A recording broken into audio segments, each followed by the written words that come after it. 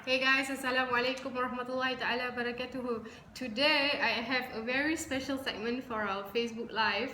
You guys might want to catch this because I'm with a very renowned blogger, and she has very big aspirations and have already embarked on helping people be aware of themselves, because that is the beginning of having self-love, self-appreciation and respect. Because if you do not appreciate, respect and trust yourself, dream on about people appreciating and respecting you. True? True. Let me introduce you guys to Drishti. Hello. Okay guys, just like, share and subscribe to this live, and we'll be sending you guys the video clip. And subscribe to her blog as well, support her cause, and we'll get started, I guess. Yes. Okay, let's go. That's it. That's how Facebook Live works. Great. Are we there? Oh, Yeah. Hi guys. Yes. Okay, so March is the Women's History Month. Yep. And to honor women in Singapore, I'm doing a segment where we are going to be talking to renowned Singaporean women who've been contributing to the society. And Zai Miztiq is my first guest. Nice.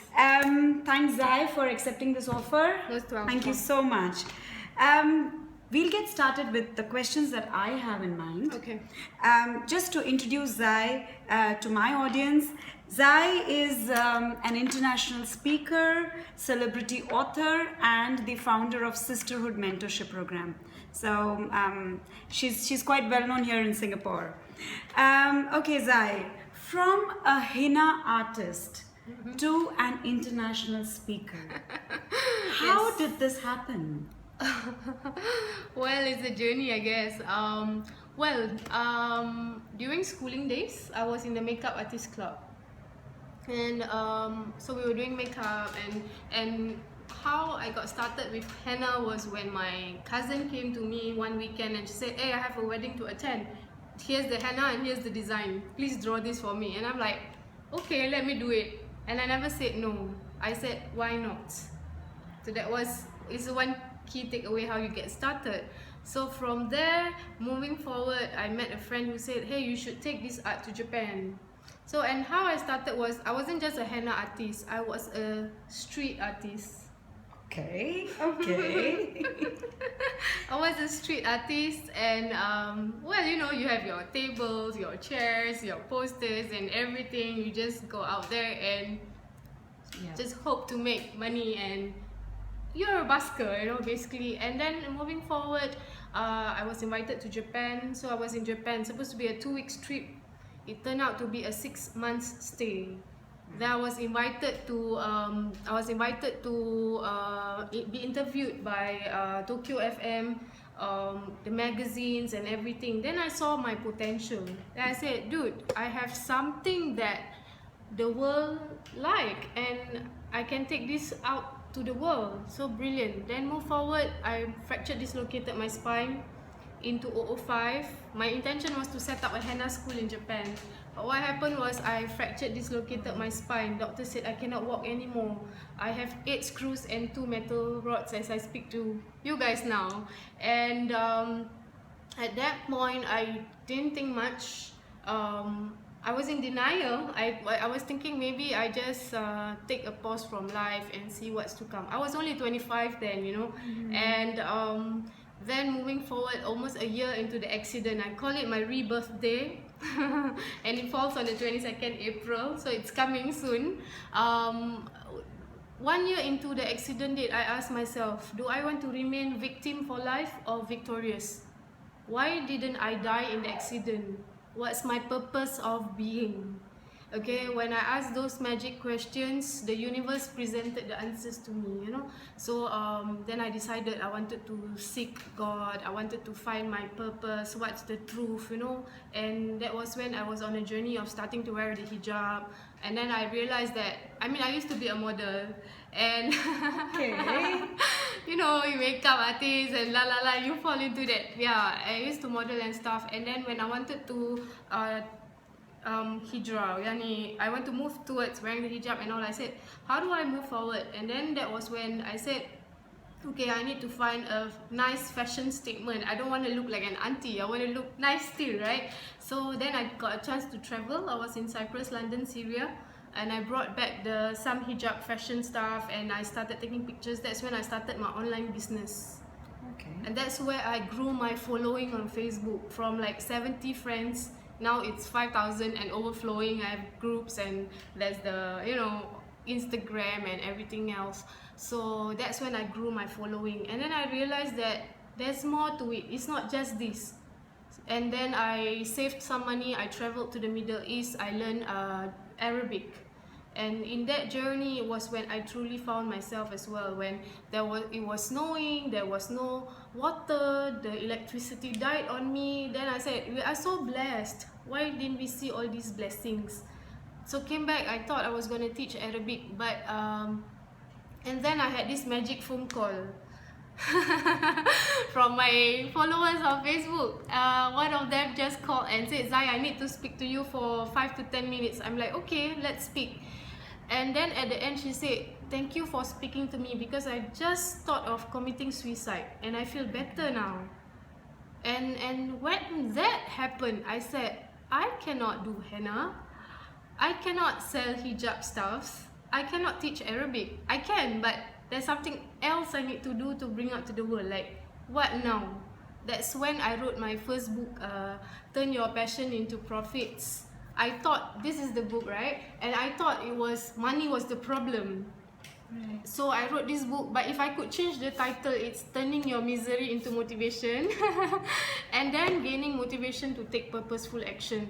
So from the books, I was invited to speak in school, and then I was invited to speak in companies at events, and I was invited last year to speak in Morocco, in Malaysia. I was in London. We had a media feature TV, like 6 episodes on Sisters Hour, and then that's how I moved from street artist to international speaker, and now running this sisterhood mentorship program is just magical, because it's like raising a baby. All my clients, the sisters, I even have a man on my sisterhood mentorship program. That's beautiful. Yeah, he was suffering stroke, then he now has mild stroke, and he himself wanted, his wife and him decided that this is the platform that he wanted to be on this track to get the support, and his recovery was amazing as well. And he now realized why he ended up with the stroke, and he's working towards, he wrote to me last week, he said, Zai, I now go to work more positively. And I'm like, how many people hate going to work? And I just helped him go to work more positively. So yeah, how I moved from henna artist to, and that's still 2% of the story. There's more stories, it's all in here and the other book. Yeah, I think that's really, really amazing. One key thing that I have noticed really is you took the clues that the universe gave you. The clues, yeah. Each time you stepped out of your comfort zone, and I think that's really beautiful. I saw the wisdom in the pain. I think that is how I turned that pain into power. How I turn a mess into a message. How I decide that if I don't do it, then who will do it? That's how I move forward. If not, then who will? Like, seriously. Yeah, because I think the problem with most of us is we look at pain with a very negative connotation. Yeah. And what we have seen now is how pain can actually be turned into power. Yeah. Which I think which is a very, very important message to take. Yes. And that's what the new paper highlighted me as. She broke her spine but not her spirit, and I'm like, bingo, yes. Yes, indeed, indeed. How did you get this idea of taking henna to Japan? I mean, there are so many henna artists here, yeah. But I think this is a very, very unique concept. How did you think of this? Bringing henna to Japan, I would give credit to my friend who I met on the street. So there is a magic of being on the street, and one thing, my advice to you guys is never underestimate your $5 business. because that is the stumbling block that deprive people from opportunities to impact the world with whatever you've got. Okay, so how did I bring henna to Japan? Is that the question? Yes. Well, again, my first street art gig, I got a table space. It was Ramadan in Geylang at Paya Lebar. Then I met a lady on the opposite shop, and her name is Aziza, my friend, and she eventually became my business partner. She was the one who spotted my talent and just like, you should bring this art to Japan. Okay. And when she said that, I always use this formula, the 3 keys. Once you spot an opportunity, grab the opportunity, and then you create an opportunity. And let me elaborate a bit on that. Yeah, So I spot an opportunity. When she said that, I said, okay, cool, I have a talent. And she said, you can do this in Japan. I was like, okay, why not? Just go. At that time, I haven't even graduated from school, 6 months before I graduate. So when right after graduation, I saved some money. I said, okay, let's go together. And so I spot the opportunity and grab the opportunity. This is the thing that a lot of people do not do. Yes. There is an opportunity before them. For example, now I'm a coach who help people discover their identity, align their purpose with meaning, then move forward, you know, on a purposeful, strategic direction. Don't waste your time. But a lot of people are too afraid to just jumpstart or to take that leap of faith. For me, I took that leap of faith. I remember I was only 20 years old. I celebrated my 21st in Japan. It was, yeah, so cool. So spot the opportunity, grab the opportunity, and create opportunity. What do I mean? Example, when I was in Japan, I was not just doing henna art on the street because it was winter cold. Was I going to come back to Singapore? No way. I just spent on flights and I want to be in that country. I knew I was there for a purpose, for a reason. So I started teaching it to the Japanese. I created classes. So when I created classes, workshops, the media interviewed us and we got attention. We had the attention of the media.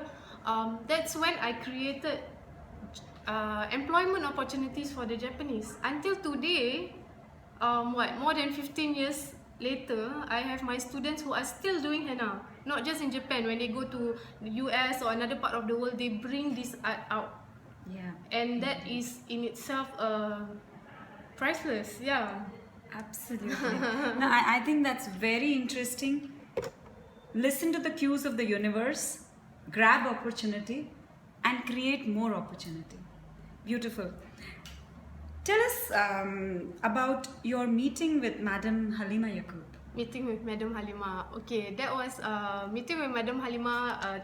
Madam Halima Yaqub is the Speaker of Parliament in Singapore. For those who don't know, that was a very beautiful surprise. I mean, it was such a great honor. Indeed. It was such a great honor. I mean, I just started out as an author, and there was an email exchange, and then she was like, "Come and meet me in the Parliament House." That was like being invited to the White House to me. Absolutely. Yeah, and that was massive. And we had tea and all. And how did that opportunity get presented?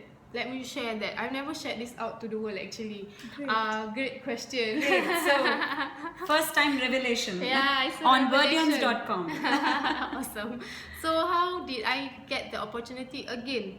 I had an intention when I wanted to impact the world. I knew I had to go through a certain platform, be it a celebrity, author, international speaker, or some friends who were suggesting go and join the be a young politician and stuff. So there were various paths and directions I could take. So I said this could be one. And when I decided, put that down on paper, guys, write down your stuffs. When you write, there's some magic that happens and the universe hear you. So I wrote it down. I said, okay, one is to be politician, one is just a celebrity, author, international speaker path. And that was when, that same week, I had that email like Madam Halima wants to meet you. And when we were speaking, it was like a girlfriend over tea, and we just chit chat, giggle, and spoke about life, about people, the community, and that was a very priceless session. Priceless. Yeah. But were you nervous? At first I was nervous, but after that I think she was kind. I wasn't so starstruck. And I was very curious to find out how I could help the community. So I asked her lots of questions. We had a very intellectual conversation, and And then I decided, okay, maybe I would take the path of this and not that, because that one bears a lot of responsibilities and a lot of protocols, you know. I don't think I know myself. So it's very important you can have a dream to do something, but you need to understand who you are, what resonates best with you, and then align that purpose with meaning, and then take action. The mistake today, a lot of people, they just, okay, let's just do it. Okay, I want to do business. Okay, let's just set up a restaurant. That's not the way. Yes. That is not the way. And I've been in the entrepreneur journey the last 15, 16 years. I've walked many paths, fall, wake up, fall, get up, and I'm like, okay, no, the first step is discover your strengths and your identity. Absolutely. Because otherwise, you will not be founded and grounded. People's voice will become your voice. People's thoughts will become your thoughts. Exactly. Yep. And you will become helpless and empty every time. It's tiring. So discover your identity, align that purpose with meaning, and then move forward. Absolutely. Do not jump steps. Absolutely. Yeah. I think we align in thoughts on that one a lot, because I think the fundamental philosophy behind wordions.com is understand yourself, and then once you know yourself, Yeah. you can take the next steps. Yes. Make your decisions based on what you want to do, not what people want you to be. Yes. So I think thank you so much, Zai, for that beautiful message. So this one, since you know this talk is in the honor of women for the Women's History Month, what is that one message that you would want to give to the women? My message to the woman, that one will be 20 minutes long. I'm gonna make it short and sharp. Like I said, again, I reiterate the same fact. Discover your identity. Understand that you have struggles and you are not alone. Because, and as much as we are talking about the women, I was sharing with you earlier, even our men, they have struggles. As a boy, they grew up feeling, I'm ugly, I'm fat, I'm stupid, I'm lazy, I'm slow, I'm everything. Everything that a woman heard, a young girl heard, the same pain a boy heard. And these young girl and young boys are in the adults today. We are, the inner child in us still believes that we are worthless, we are stupid, we are slow. Yeah. Even until today, despite the fact that I know this, I sometimes hear the voice of my mother. I mean, I love her to the moon and back, but I hear the voice of my mother, the voice of my siblings, the voice of my teacher. I still hear it, and then I'm like, but I have awareness. That's the difference. So I say, no, that's not true. Yeah. Yeah. So find your identity. Go and find your version 2.0. Beautiful. Yeah, you've been Beautiful. living your life, whether you're 20, 30, 40, 100 years old. It doesn't matter what you had, that is your past. From this moment onward, that is your past. So find your version 2.0. If it's version 3.0, it's okay. Just go and find and refine your life, your true calling, and move forward. Nothing should stop you. No reason. You have only one life. Don't act like you have 10,000 lives. That's beautiful. You have only one life. Yes. Find your version 2.0. Yes. Beautiful. Thank you so much, Zai. Thank It's you. been wonderful talking to you. Thank you so much. Thank you so much. Yes.